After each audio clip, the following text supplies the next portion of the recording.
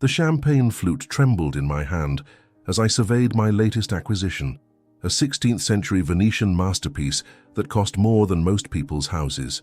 The gallery buzzed with Manhattan's elite, all eager to kiss the ring of Noah Walker, the man who'd built an empire from nothing. But tonight felt different. Wrong. My instincts, honed by 15 years of surviving in a world where trust was currency and betrayal was death, screamed danger. The Morettis had been making moves, testing boundaries.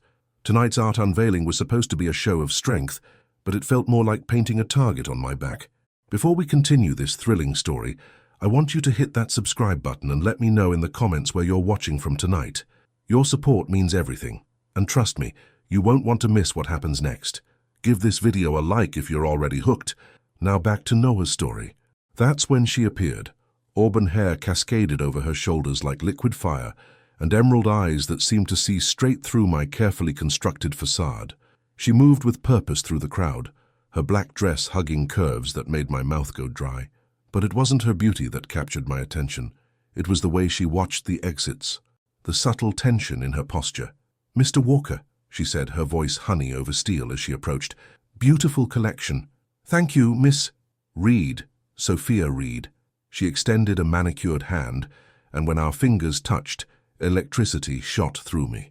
"I particularly admire the Caravaggio reproduction." "That's an original," I corrected. Studying her face, she smiled, an expression that didn't reach her eyes.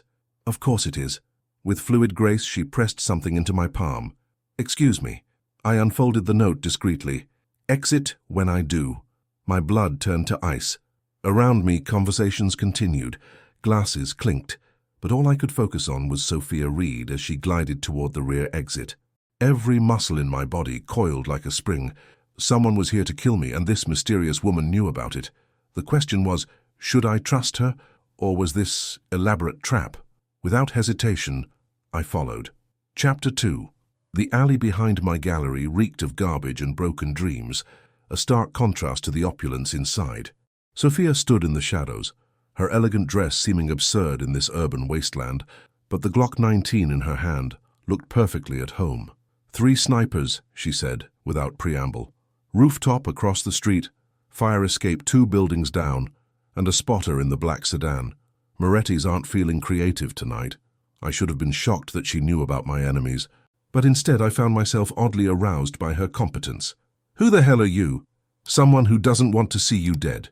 She motioned toward a motorcycle hidden behind a dumpster. "We need to move, now."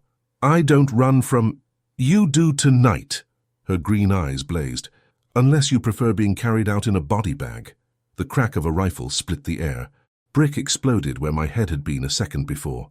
Sophia tackled me behind a delivery truck, her body warm against mine as another shot rang out. "Sedan's moving." She breathed against my ear, sending shivers down my spine. "Can you drive stick?" "Lady, I can drive anything."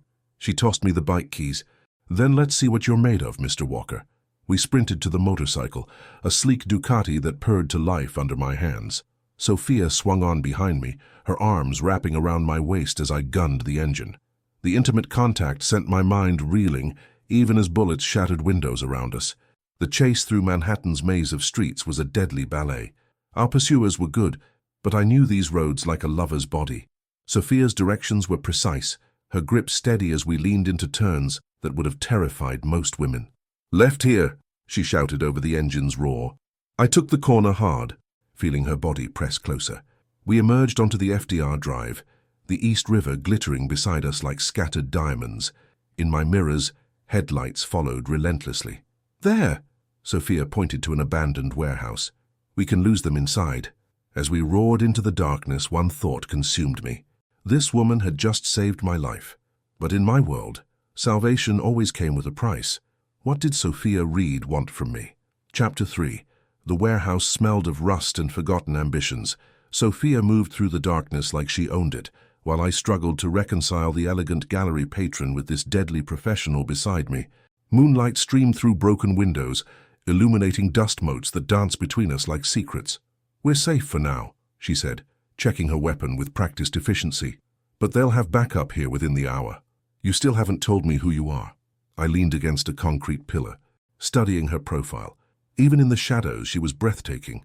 Would you believe me if I said I was just a concerned citizen? Honey, concerned citizens don't carry Glocks and know sniper positions. She laughed, a sound like wind chimes in a storm. Fair point. Moving closer, she began peeling off her heels. I'm someone who's been watching you, Noah. Someone who knows what you're capable of and what you're not. The way she said my name sent heat coursing through my veins. And what am I not capable of?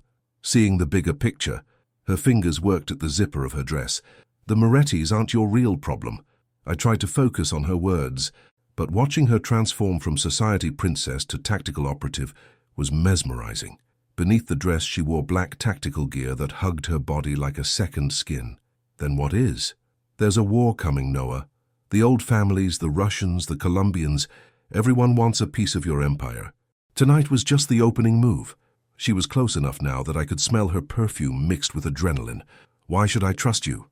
Because, she whispered, her fingers trailing along my jacket, I'm the only one who can help you win. Our faces were inches apart.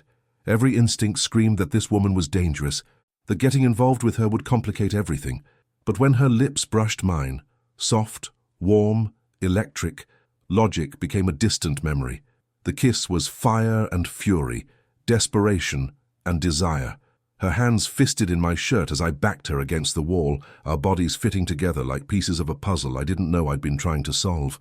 When we broke apart, both breathing hard, her eyes held secrets that could destroy empires.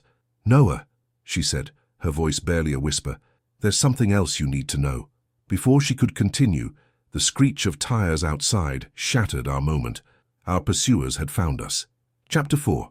Service tunnels, Sophia said, grabbing my hand. There's an entrance behind that machinery. We ran through the warehouse as doors exploded inward. Muzzle flashes lit the darkness like deadly fireflies. Sophia moved with the grace of a dancer and the precision of a soldier, leading me through obstacles I couldn't even see. The tunnel system beneath Manhattan was a concrete maze that smelled of decades of neglect. Our footsteps echoed off wet walls as we descended into the city's buried arteries. Behind us, shouts grew fainter, but Sophia never slowed. Where are we going? I gasped, my expensive shoes slipping on the grimy surface. Somewhere they'll never think to look. She paused at a junction, consulting what looked like a hand-drawn map. My safe house. You have a safe house in the sewers? Trust me, Noah. It's better than it sounds. 20 minutes later, we emerged through a hidden entrance into what appeared to be a renovated subway car. The space was impossibly luxurious. Leather seats, mahogany panels, and technology that belonged in a spy movie. Welcome to my office, Sophia said, activating what looked like a command center. Screens flickered to life, showing feeds from across the city. Jesus Christ. I sank into a chair that cost more than my first car. Who are you, really? She poured 2 glasses of whiskey from a crystal decanter. Someone who's been tracking the Moretti operation for 18 months. Someone who knows they're planning to eliminate you tomorrow night at the Riverside Casino. How could you possibly? Because I've been inside their organization. She handed me the drink, her fingers brushing mine. Deep cover. So deep that sometimes I forget which side I'm really on. The whiskey burned, but not as much as the realization forming in my mind. You're federal. Was. Past tense. She sat across from me, close enough that our knees touched. Things got complicated. Complicated how? Her emerald eyes met mine, vulnerability flickering beneath the surface for just a moment. I wasn't supposed to fall for my target. The words hung between us like a confession and a threat. In my world, love was a luxury that got people killed. But looking at Sophia Reed, this dangerous, beautiful enigma who'd risked everything to save me, I found myself willing to take that risk. So what happens now? I asked. Now, she said, leaning forward. We survive the night. Together. Her lips found mine again, and this time there was no hesitation. Chapter 5. Dawn crept through the subway car's modified windows, painting Sophia's sleeping form in shades of gold and amber. She'd fallen asleep against my shoulder sometime during the night, after we'd planned our next move between kisses that grew increasingly desperate. Watching her now, peaceful and unguarded, I tried to reconcile everything I'd learned. Sophia Reed was federal, or had been. She'd infiltrated the Morettis, discovered their plan to eliminate me, and thrown away her career to save my life. The logical part of my brain screamed that this was all an elaborate setup, But my gut, the same instinct that had kept me alive for 15 years, told me she was telling the truth. "You're staring," she murmured without opening her eyes. "Can you blame me?" She stretched like a cat, her tactical gear riding up to reveal a strip of pale skin. "We need to move. My sources say the Morettis are accelerating their timeline." "About that." I stood, needing distance to think clearly. "Why should I believe anything you tell me? For all I know, this is the most elaborate honey trap in history." Sophia's eyes snapped open, blazing with indignation. "You think I'd sleep with you for an operation? I think you'd do whatever it takes to complete your mission." She was on her feet in one fluid motion, closing the distance between us. "Listen carefully. Noah Walker, I've spent 18 months watching Vincent Moretti torture people for sport. I've seen him feed his enemies to his dogs. I've sat in meetings where they planned your execution in excruciating detail." Her voice cracked slightly. "And through it all, the only thing that kept me sane was watching you from a distance. Seeing a man who built an empire without losing his humanity. Someone who protects his people, who keeps his word, who doesn't hurt innocents. Sophia, I broke every rule I've ever followed for you," she continued, her hands gripping my shirt. "I burned my entire career, my identity, my life. If this was just an operation, don't you think I'd have chosen an easier way?" The raw emotion in her voice hit me like a punch to the chest. I'd built walls around my heart for good reason. In my business, emotional attachments were fatal weaknesses. But those walls were crumbling under the weight of her honesty. "What do you want from me?" I whispered. "I want you to live," she said simply. "Everything else we'll figure out as we go." Before I could respond, alarms shrieked through the car. On the monitors, armed figures were descending into the tunnel system, moving with military precision toward our location. How did they find us? Sophia's training kicked in instantly, her hands flying over the controls. "Does it matter?" I grabbed the emergency bag she'd prepared. "How do we get out?" "There's another exit, but—" She hesitated, something I'd never seen her do. "But what?" "It leads directly into Moretti territory. Sometimes the only way out is through hell itself." "Oh, sir." Chapter 6. The emergency exit opened into the basement of a restaurant in Little Italy, Moretti Heartland. The smell of garlic and tomatoes couldn't mask the underlying scent of fear that permeated this neighborhood. Everyone here owed their livelihood to Vincent Moretti, and crossing him was a death sentence. "Stay close," Sophia whispered as we climbed the service stairs. "I know the owner, he might help." The kitchen was controlled chaos, chefs shouting in Italian, flames dancing over sizzling pans. But everything stopped when Sophia emerged from the basement. A heavy-set man with flour-covered hands dropped his ladle. "Madonna mia," he breathed. "Sophia, they said you disappeared." "Hello, Tony." Her voice was carefully neutral. "We need a car." "Are you insane? Vincent has every corner watched. They're looking for—" His eyes found me, and his face went white. "Oh, Dio mio, that's Noah Walker. Tony, please." 5 minutes and we're gone. The old Italian's hands shook as he wiped them on his apron. "They'll kill my entire family if they find out I helped you." "Then make sure they don't find out." Something in Sophia's tone made me study her more carefully.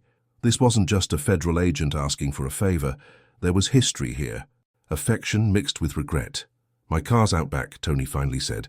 "But Sophia, after this we're even, capisce?" "Understood."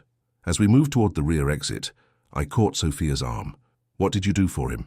"Saved his son from a drug conviction that would have ruined his life." "While you were undercover?" She nodded. "Sometimes the lines get blurred." We were halfway to the alley when the front door exploded inward. Vincent Moretti himself strode into the restaurant, flanked by 6 armed men. Even from the kitchen, his presence filled the space like a malevolent shadow. "Anthony Rossini," Vincent's voice carried the authority of generations of violence. "I hear you've been entertaining unwelcome guests." Sophia and I pressed against the kitchen wall, hidden behind industrial refrigeration units. Through a crack in the service window, I could see Vincent's cold smile as he surveyed the dining room. "I don't know what you mean, Mr. Moretti," Tony stammered. "Of course you don't." Vincent picked up a bread knife, testing its edge against his thumb. "But just in case your memory improves, I want you to know that helping my enemies makes you my enemy. And you know what happens to my enemies, don't you, Anthony?" The restaurant fell silent except for the hiss of gas burners. Vincent was playing with his food before the kill, a trait that had made him legendary among the 5 families. "Search the building," he commanded his men. Sophia's hand found mine in the darkness, squeezing tight. We had maybe 60 seconds before they reached the kitchen. The rear exit was 20 feet away, but crossing that open space meant certain death if they spotted us. "The wine cellar," she breathed against my ear. "There's another way out." As footsteps thundered toward us, we had to make a choice. Trust each other completely, or die together. Chapter 7. The wine cellar beneath Tony's restaurant was a labyrinth of ancient brick and forgotten bottles. Sophia led me through passages that seemed impossible, her movements sure despite the absolute darkness. Behind us, shouts echoed as Moretti's men searched the building above. "Here," she whispered, stopping at what looked like a solid wall. Her fingers found hidden mechanisms, and a section swung inward to reveal another tunnel. Prohibition era. Half of Little Italy is connected underground. We crawled through the narrow space for what felt like hours.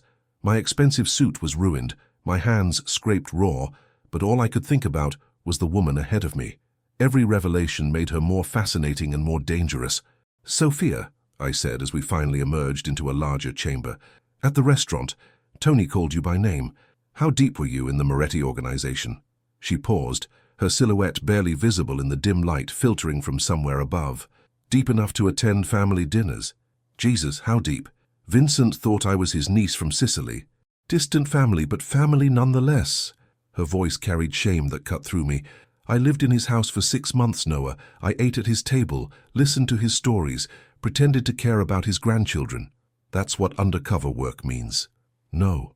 She turned to face me, and even in the darkness, I could see tears reflecting the faint light. I did care. About the grandchildren, about some of his crew who were just trying to survive. Not everyone in that world chose it. Some were born into it, trapped by circumstances beyond their control. Understanding hit me like a sledgehammer. That's why you can't go back to federal service. I compromised the operation by developing genuine relationships. I started seeing them as people instead of targets. She laughed bitterly. My handler called it Stockholm Syndrome. But sitting in those family meetings, watching Vincent plan your murder, I realized the only person I truly couldn't bear to lose was someone I'd never even met. "You watched me before last night?" "For months. From coffee shops across from your office building, from the gallery when you thought you were alone with your art." She stepped closer, her voice dropping to a whisper. "I memorized your routines, your preferences, the way you treat your employees like family instead of assets." The confession hung between us like a live wire. In my world, being watched meant being hunted, but this felt different, intimate, dangerous in ways that had nothing to do with violence. "So, what happens now?" I asked. "We can't run forever." "No," she agreed, "which is why we're going to end this." "How?" Her smile was sharp enough to cut glass. "By giving Vincent exactly what he wants, a meeting with Noah Walker." The idea was insane.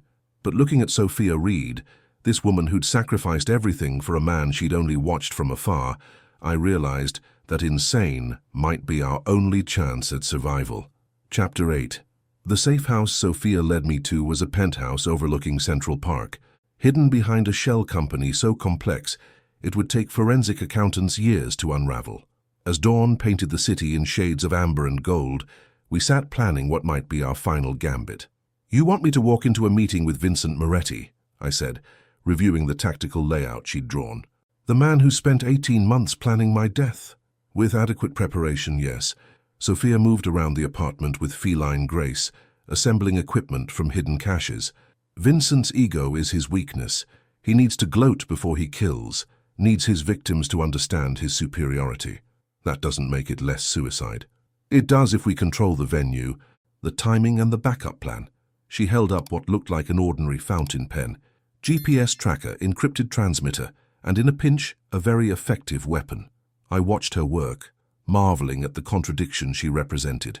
Last night's elegant gallery patron, this morning's tactical genius, and underneath it all, a woman whose vulnerability called to something primal in my chest. "There's another problem," I said. "Even if we survive Vincent, my own organization won't accept you. A federal agent, former or not, who infiltrated the families. My lieutenants will see you as a permanent threat." Her hands stilled for just a moment. "I know." "Sophia, I knew the risks when I made my choice." She turned to face me, her emerald eyes steady. "I'm not asking for a place in your world, Noah. I'm asking for a chance to help you keep it. And after? When this is over? After is a luxury we'll worry about if we live long enough to have it. The matter-of-fact way she accepted the possibility of death should have chilled me. Instead, it made me want to pull her against me and promise things I had no right to promise. In my business, love was a weakness that got people killed. But as I watched Sophia prepare for a battle she might not survive, all for a man she'd loved from a distance, I realized that some weaknesses were worth dying for. There's something else you should know, I said, making a decision that terrified me more than any death threat. When this is over, I want you to stay. She froze, a communications device half assembled in her hands. Noah, I know what I'm asking. I know the risks. But I've spent 15 years building an empire, and none of it means anything if I can't share it with someone who matters.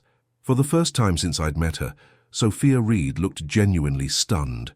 You barely know me. I know enough. I crossed to her, taking her hands in mine. I know you threw away everything for a stranger. I know you faced death without flinching. I know you kiss like you're trying to memorize the moment. And I know, I continued, brushing a tear from her cheek, that I'd rather spend one day being truly alive with you than a lifetime being safe without you. Our lips met with desperate hunger, as if we could pour all our unspoken fears and hopes into this single contact. When we broke apart, both breathing hard, Sophia's eyes held a new determination. Then we better make sure we both survive this, she whispered. Chapter 9. The Riverside Casino glittered like a false promise against the Hudson River. Vincent Moretti's crown jewel, it was also the perfect stage for our deadly performance. As I adjusted my cufflinks in the back of the armored sedan, I tried to ignore the fact that this might be the last time I'd ever get dressed. Remember, Sophia's voice crackled through the nearly invisible earpiece, Vincent will try to isolate you immediately. He'll want to move you to a private room where his men have all the advantages. And I should resist because the moment you're alone with him, you're dead. Through the tinted windows I could see her positioned across the street, invisible to casual observers, but watching every entrance with sniper's precision. The main floor gives you options, witnesses, chaos if things go wrong. My driver, Marcus, one of the few men in my organization who knew about tonight's operation, met my eyes in the rearview mirror. Boss, it's not too late to call this off. Yes, it is. I checked the modified fountain pen Sophia had given me, ensuring it was properly activated. Vincent's made this personal. Either he dies tonight, or I do. The casino's vaulted lobby was a study in ostentatious wealth, marble columns, crystal chandeliers, and enough gold trim to fund a small country's national debt. Vincent had spared no expense in creating his monument to excess, and every detail screamed of a man who'd confused money with power. Mr. Walker, Vincent emerged from a private elevator, flanked by his usual contingent of muscle. Even in his 60s, he moved with the predatory grace that had made him legendary. So good of you to accept my invitation. Vincent, I kept my voice level, professional. I assume this meeting serves some purpose beyond admiring your decorator's taste. His laugh was the sound of breaking bones. Always direct. I appreciate that in a man who's about to die. The words hung in the air like a challenge. Around us, the casino continued its nightly theater, dealers shuffling cards, dice tumbling across felt, money changing hands with mechanical precision. But I could feel the subtle shift in the crowd, the way certain patrons moved to strategic positions. Shall we discuss this upstairs? Vincent gestured toward the elevator. More private. I'm comfortable here. I moved toward the bar, forcing him to follow. After all, business should be conducted where people can see it's legitimate. Very well. Vincent's smile never wavered, but something dangerous flickered in his eyes. Let's talk about the future, Mr. Walker, specifically your lack of one. Through my earpiece, Sophia's voice was a lifeline. 7 targets identified. Exits are still clear, but that won't last long. Vincent continued his verbal chess game, each word calculated to provoke a reaction. You see, Noah, may I call you Noah, you've become a problem that requires a permanent solution. And what problem is that? You've forgotten your place in the natural order. He signaled for drinks, his movements casual despite the underlying threat. The old families built this business on respect, tradition, honor. You've turned it into a corporate enterprise. I've turned it into something that works, for now. The bartender, clearly one of Vincent's people, poured 2 whiskeys with shaking hands. But empires built on innovation rather than tradition have a tendency to collapse. It was then that I noticed the slight tremor in Vincent's left hand, the way he favored his right side. Sophia's intelligence had missed something crucial. Vincent Moretti was dying, and a dying man had nothing left to lose. Chapter 10. You're sick, I said, the realization hitting me like cold water. That's what this is about. Vincent's mask slipped for just a moment, revealing something far more dangerous than mere ambition. Desperation. Very observant. Stage 4 pancreatic cancer. The doctors give me 3 months, maybe 6 if I submit to their poison. So you want to clean house before you die? I want to leave a legacy. He lifted his whiskey in a mock toast. And that legacy doesn't include upstart children who think technology can replace blood and honor. Through my earpiece, Sophia's voice carried new urgency. Vincent's men are moving. You need to get out of there now. But I couldn't move. Not yet. Because Vincent's revelation had shifted everything. A dying man planning my death meant this wouldn't end with Vincent's natural demise. He'd set contingencies in motion that would outlive him. Who else knows about your condition? I asked. Clever boy.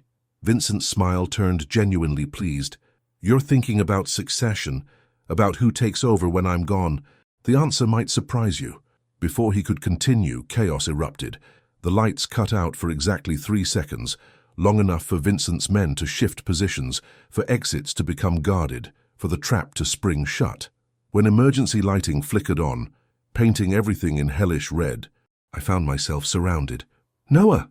Sophia's voice in my ear was sharp with panic. They're jamming communications. I'm coming in. No, I whispered, praying she could still hear me. Stay put. This isn't what it seems.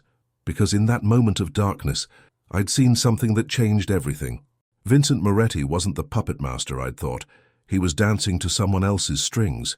You want to know who's really in charge? Vincent's voice carried amusement as his men closed in. Who's been planning your death since the day you first challenged our authority? The casino's main doors burst open. Federal agents poured in like a black tide, weapons drawn, shouting commands that cut through the gambling din. But instead of arresting Vincent's men, they were targeting the security team I'd brought. Surprise, Noah, Vincent said, as zip ties secured my wrists. Your federal friend wasn't quite as rogue as she claimed. My blood turned to ice. Through the chaos, I caught sight of Sophia across the casino floor. She wasn't running or fighting. She was talking calmly into a radio, directing the federal operation with the efficiency of someone in command. Operation Red Queen, Vincent continued, his voice full of satisfaction. 18 months of careful planning to bring down the last independent operator on the East Coast. And the beautiful Miss Reed played her part perfectly. The betrayal hit harder than any physical blow. Every moment of tenderness, every whispered confession, every desperate kiss, all of it had been a lie. Sophia had played me with the skill of a master manipulator, and I'd walked willingly into her trap. As federal agents dragged me toward the exit, I caught Sophia's eyes across the room. For just a moment I thought I saw something. Regret, pain, genuine emotion. But then her professional mask slammed back into place. The woman I'd fallen for didn't exist. She never had. Chapter 11. The federal holding facility was a concrete box designed to break spirits before interrogations even began. They'd left me alone for 6 hours, standard psychological pressure, but all I could think about was Sophia's face when our eyes met across the casino. That flicker of something real before the mask returned. When the door finally opened, I expected lawyers or federal prosecutors. Instead, Sophia Reed walked in, carrying a manila folder and wearing the same black tactical gear I'd first seen her in. But now I knew it wasn't a disguise. It was her uniform. Hello, Noah. She sat across from me, her green eyes unreadable. I imagine you have questions. Just one. My voice came out rougher than I intended. How much of it was real? For a moment, her professional composure cracked. Noah, how much? I leaned forward, letting her see the fury in my eyes. The gallery? The chase? The warehouse? The kisses? The way you looked at me when you said you'd been watching from a distance? All of it. The words came out barely above a whisper. Every moment, every word, every... Bullshit. She flinched as if I'd slapped her. You want the truth? Fine. Operation Red Queen was designed to bring you in alive, to flip you against the other families. Vincent was supposed to kill you tonight, removing our biggest obstacle. But watching you for 18 months, seeing how you operate, how you treat people. She opened the folder, revealing photographs that spanned months, Me leaving my office, eating at restaurants, visiting my mother's grave. I realized we were targeting the wrong man. The photos were intimate, taken with the careful attention of someone who genuinely cared about their subject. In several, I caught myself smiling, something I rarely did in public, and I wondered what she'd seen that others missed. Vincent Moretti is dying, she continued, but his nephew Angelo is already positioning to take over, and Angelo makes Vincent look like a choir boy. If he consolidates power while you're in federal custody, the streets will run red within a month. So this is what, professional courtesy? This is me choosing between the job I swore to do and the man I... She stopped, closing her eyes. The job I swore to do and what's right. Something in her tone made me study her more carefully. The confident federal agent was gone, replaced by a woman wrestling with impossible choices. There's something else, she said finally. Vincent didn't just plan to kill you tonight. He had your lieutenants targeted as well. Marcus, Tommy, even your accountant who's never touched anything illegal. A complete decapitation strike. My hands clenched into fists. Are they safe for now, but Angelo's already moving to fill the vacuum your arrest created. She slid a key across the table. These restraints are federal property. Removing them without authorization is a felony. I stared at the key, understanding flooding through me. You're letting me go. I'm giving you a choice. She stood, moving toward the door. You can sit here and trust the federal justice system to sort this out while your people die, or you can stop Angelo before he destroys everything you've built.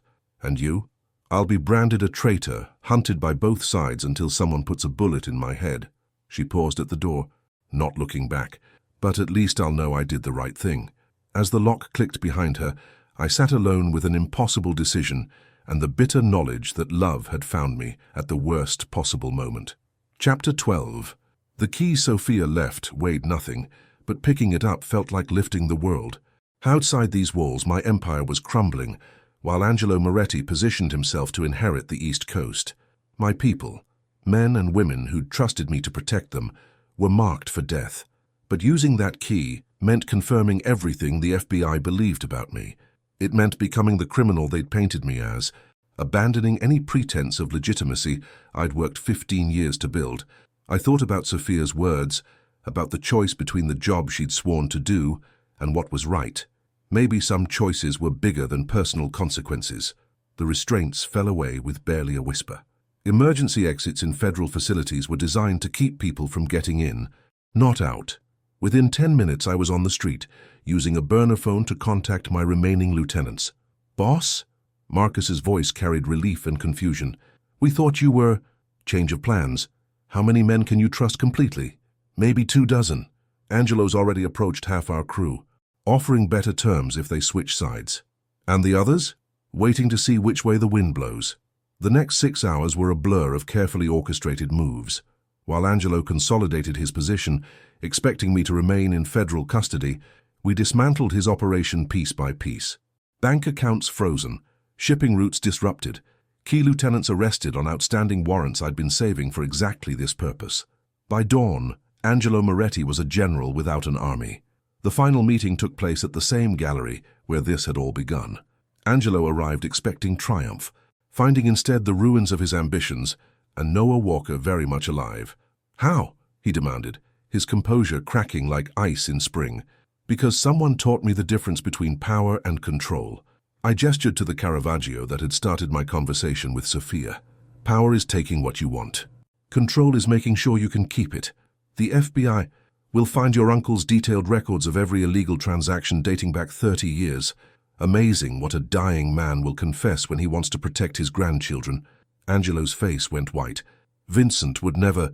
Vincent traded information for his family's immunity. You're on your own. As federal agents, real ones this time, led Angelo away, I stood alone among my art collection.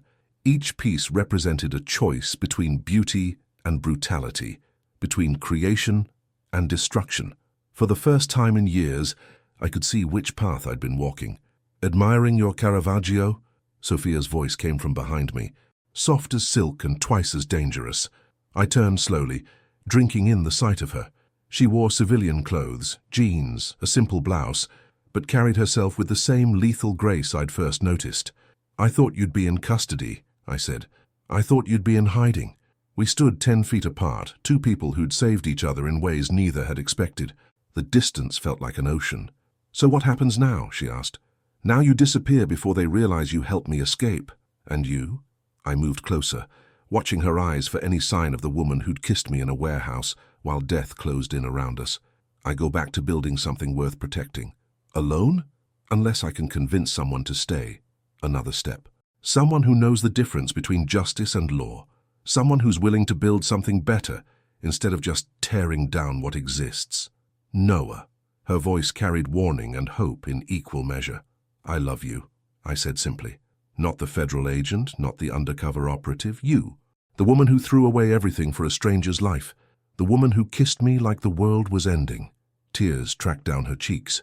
"You don't know what you're asking. I'm asking you to choose love over duty, hope over fear, a future we build together over a past we can't change." When she stepped into my arms, it felt like coming home and starting an adventure simultaneously. Our kiss tasted of tears and new beginnings, of chances taken and second chances earned. "So," I whispered against her lips, "what's our first move as partners?"